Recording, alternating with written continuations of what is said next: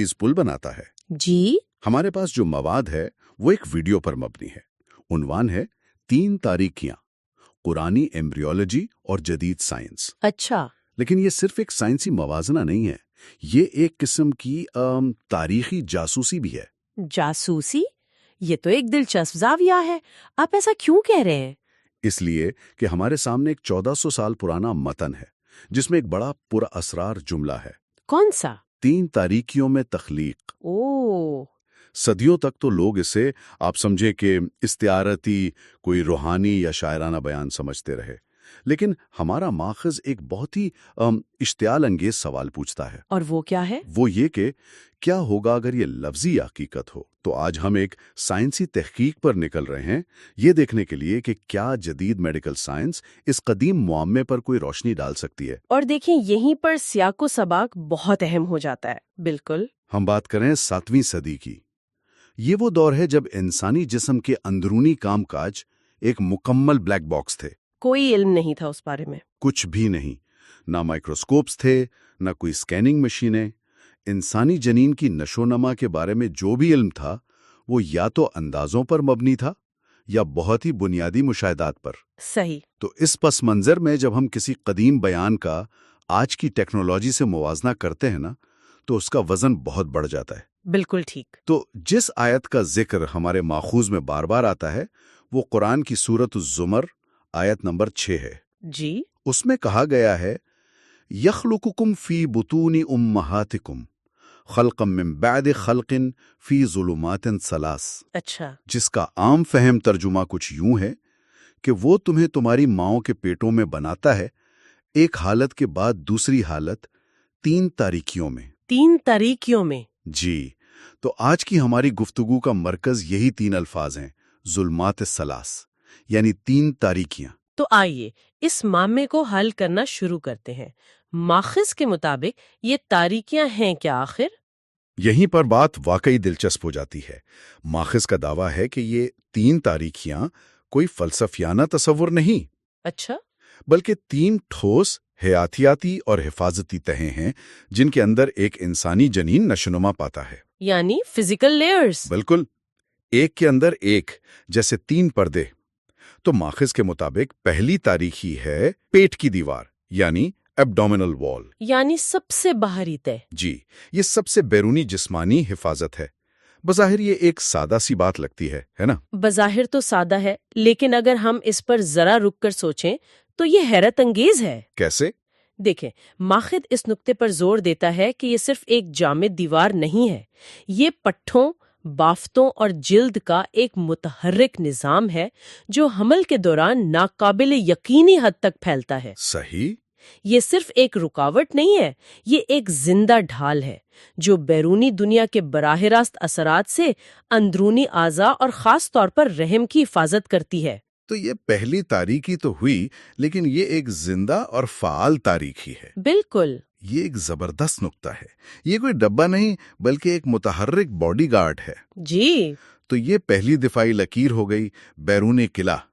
लेकिन असल मौजज़ा तो इसके अंदर गहराई में हो रहा है। सही। आइए इस पहली तय से आगे बढ़कर दूसरी तारीखी को देखते हैं जिसकी निशानदही हमारा माखिज करता है, और वो है खुद रहम की दीवार, यूटेराइन वॉल। और ये जो दीवार का लफ्ज है ना, ये इसके साथ पूरा इंसाफ नहीं करता। बिल्कुल। माखिज इसे एक दीवार से ज्यादा एक जिंदा, एक सांस लेते हुए घोंसले से तशबीह देता है। वाह। ये वो जगह है जहां एम्ब्रियो जड़ पकड़ता है, जिसे इम्प्लांटेशन कहते हैं। ये दीवार कोई गैर फाल खोल नहीं है। तो फिर ये क्या है? ये एक ज़हीन इंटरफेस है। ये माँ के खून से ग़िज़ाइयत और ऑक्सीजन लेती है और इसे जनीन तक पहुंचाती है, और जनीन के फाजिल मादों को फिल्टर करती है। यानी एक ही वक्त में किला भी है और जिंदगी की फराहमी का जरिया भी है। तो ये सिर्फ हिफाजत नहीं कर रही, बल्कि फाल तौर पर परवरिश भी कर रही है। जी बिल्कुल। ये दूसरी तय तो पहली से भी ज्यादा पेचीदा और अहम है। जब हम तारीकी का लफ्ज सुनते हैं तो जहन में एक खाली बेजान जगह का तस्वुर आता है, लेकिन यहाँ तो एक पूरा निजाम काम कर रहा है। बिल्कुल, और इसकी साख्त भी कमाल की है। इसमें पट्ठों की कई तहें होती हैं जो बच्चे की नशोनुमा के साथ फैलती हैं और फिर पैदाइश के वक्त उसे बाहर ढकेलने के लिए सुकड़ती हैं। एक इंतहाई खुसूसी उज़्व جی، تو جب ماخذ اسے دوسری تاریکی کہتا ہے تو وہ ایک ایسے ماحول کی بات کر رہا ہے جو بیرونی روشنی سے تو پوشیدہ ہے لیکن اندر زندگی، توانائی اور ذہانت سے بھرپور ہے۔ ٹھیک ہے، تو اب ہم 2 تہوں کو پار کر چکے ہیں، پیٹ کی دیوار اور رحم کی دیوار۔ جی، اب ہم اس جگہ پہنچتے ہیں جہاں جنین خود موجود ہے۔ تو ماخذ کے مطابق تیسری اور سب سے اندرونی تاریکی کیا ہے؟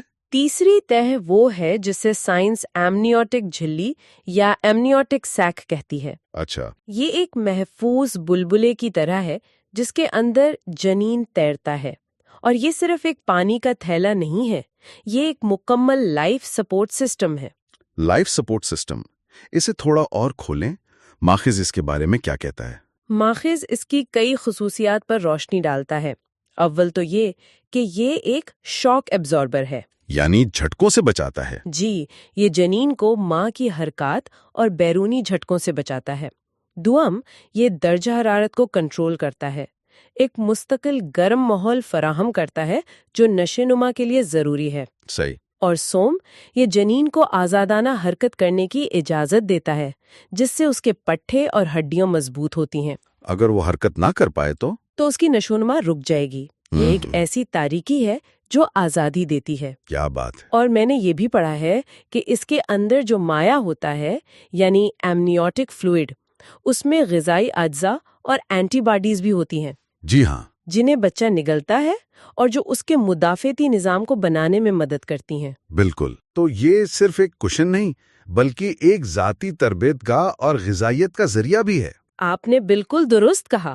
تو جب ہم ان تینوں کو ایک ساتھ دیکھتے ہیں، پیٹ کی دیوار، رحم کی دیوار اور ایمنیوٹک جھلی، تو ماخذ یہ دلیل پیش کرتا ہے کہ یہ ایک اتفاقی ترتیب نہیں ہے بلکہ ایک نظام ہے۔ جی، یہ ایک تہہ بر تہہ حفاظتی نظام ہے، جیسے کسی انتہائی قیمتی خزانے کو محفوظ رکھنے کے لیے بنایا گیا ہو۔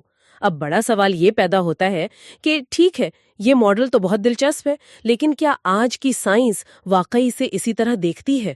جی، اور ہمارا ماخذ اسی نقطے پر سب سے زیادہ زور دیتا ہے۔ اچھا، وہ کہتا ہے کہ آپ کو اس پر یقین کرنے کے لیے کسی قدیم متن پر انحصار کرنے کی ضرورت نہیں ہے۔ آج کی جدید ٹیکنالوجی، خاص طور پر الٹرا ساؤنڈ اور MRI، ان تینوں تہوں کو بالکل واضح طور پر دکھا سکتی ہے۔ صحیح۔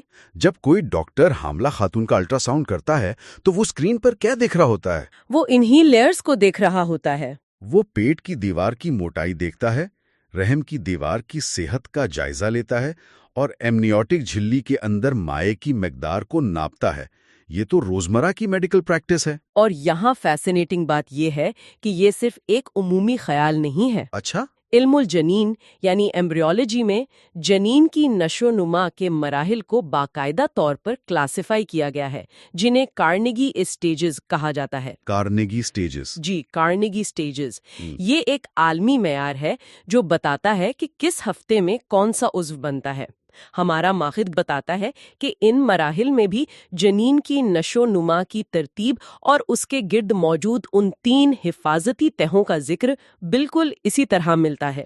تو یہ کوئی اتفاقی دریافت نہیں بلکہ میڈیکل سائنس کی ایک مسلمہ حقیقت ہے۔ اور اپنی بات کو مزید مستند بنانے کے لیے ماخذ میں کچھ بہت مشہور میڈیکل کتابوں کا حوالہ بھی دیا گیا ہے، صرف 1 یا 2 نہیں بلکہ کئی۔ جی، ان میں گریز اناٹمی شامل ہے۔ یہ کوئی عام کتاب نہیں ہے۔ نہیں، یہ تو اناٹمی کی بائبل سمجھی جاتی ہے۔ بالکل، جو 1 صدی سے زیادہ عرصے سے ڈاکٹروں اور سرجنوں کے لیے بنیادی حوالہ ہے۔ اس کے علاوہ کیتھ ایل مور کی دی ڈیولپنگ ہیومن اور لینگمنز میڈیکل ایمبریولوجی کا بھی ذکر ہے۔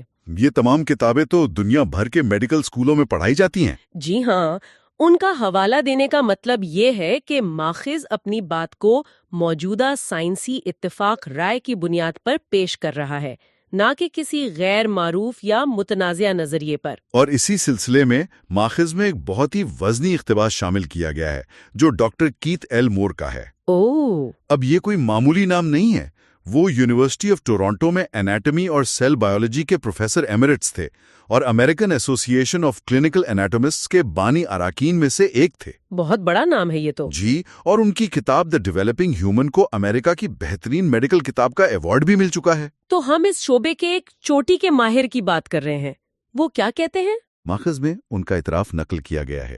وہ کہتے ہیں قرآن کا 3 تاریخیوں کا ذکر ایمبریو کے گرد موجود 3 حفاظتی تہوں یعنی 1 ماں کی پیٹ کی دیوار، 2 رحم کی دیوار اور 3 ایمنیو کوریونک جھلی کے ساتھ غیر معمولی طور پر مطابقت رکھتا ہے۔ غیر معمولی طور پر مطابقت رکھتا ہے۔ ایک منٹ، جب ڈاکٹر کیت مور جیسا ایک بڑا مغربی ایمبریولوجسٹ یہ کہتا ہے تو اس کا کیا مطلب ہے؟ ہمارا ماخذ کو اس بیان کے سیاق و سباق کے بارے میں کیا کہتا ہے؟ جی، کیا وہ صرف ایک تہذیبی تعریف کر رہے تھے یا وہ واقعی ایک حقیقی سائنسی مماثلت دیکھ رہے تھے؟ یہ ایک بہت اہم سوال ہے۔ ماخذ کے مطابق یہ بیان اس وقت دیا گیا جب ان سے قرآن میں ایمبریولوجی سے متعلقہ آیات پر تبصرہ کرنے کو کہا گیا۔ اچھا، ان کا رد عمل حیرت کا تھا، کیونکہ ان کے مطابق ایمبریولوجی کی بہت سی تفصیلات بشمول یہ تہیں پچھلی چند دہائیوں میں ہی واضح طور پر سمجھی گئی ہیں۔ یعنی یہ بہت جدید علم ہے۔ جی، ان کے لیے یہ بات حیران کن تھی کہ ایک قدیم متن میں اتنی درست تفصیل کیسے موجود ہو سکتی ہے۔ تو یہ صرف ایک رسمی تعریف نہیں تھی، بلکہ ایک ماہر کی طرف سے اس غیر متوقع مطابقت کا اعتراف تھا۔ تو اگر ہم ان تمام ٹکڑوں کو جوڑیں تو ماخذ اس سے کیا بڑا نتیجہ اخذ کرتا ہے؟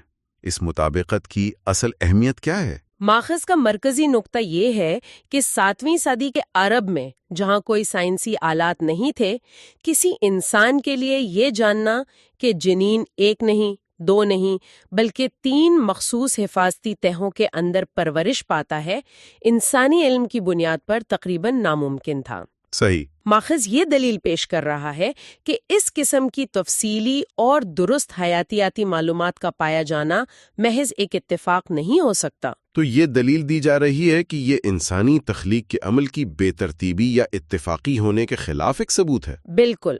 ماخذ کے مطابق یہ تہیں صرف جسمانی حفاظت فراہم نہیں کرتیں، بلکہ ایک گہری حکمت، ایک ذہین ڈیزائن اور ایک سوچے سمجھے منصوبے کی عکاسی کرتی ہیں۔ یہ تو اس خیال کو چیلنج کرتا ہے کہ زندگی محض بے ترتیب کیمیائی تعاملات کا نتیجہ ہے۔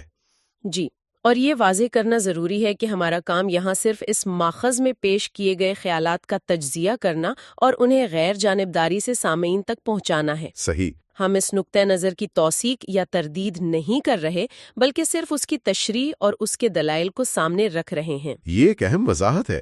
ہمارا مقصد معلومات کو اس کے اصل سیاق و سباق میں پیش کرنا ہے تاکہ سامعین خود اس پر غور کر سکیں اور اپنی رائے قائم کر سکیں۔ تو جب ہم سب کچھ اکٹھا کرتے ہیں تو ہمارے سامنے ایک دلچسپ پہیلی رہ جاتی ہے۔ وہ کیا ہے؟ 3 تاریکیوں کی 1400 سال پرانی تفصیل صرف مبہم طور پر حفاظت کا اشارہ نہیں دیتی۔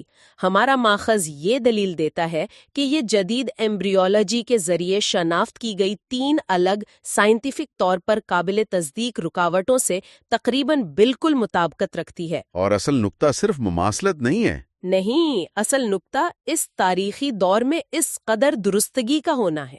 تو آئیے اس گفتگو کے کلیدی نکات کا خلاصہ کرتے ہیں۔ جی، ہم نے ایک قدیم متن کے ایک پراسرار جملے سے شروعات کی، 3 تاریخیاں۔ پھر ہم نے دیکھا کہ ہمارے ماخذ نے اس کی تشریح 3 مخصوص حیاتیاتی تہوں کے طور پر کی ہے۔ سب سے باہر پیٹ کی دیوار، پھر رحم کی دیوار اور سب سے اندر ایمنیوٹک جھلی۔ اور پھر ہم نے یہ دیکھا کہ یہ صرف ایک دعویٰ نہیں ہے۔ ماخذ اس تشریح کو جدید ایمبریولوجی اور مستند سائنسی حوالوں جیسے گریز انیٹمی اور دنیا کے معروف ایمبریولوجسٹ ڈاکٹر کیتھ مور کے کام سے جوڑتا ہے۔ صحیح۔ اور یہ کہ جدید ٹیکنالوجی جیسے الٹرا ساؤنڈ روزانہ اس 3 سطحی ساخت کی تصدیق کرتی ہے۔ تو اس سب کا مطلب کیا ہے؟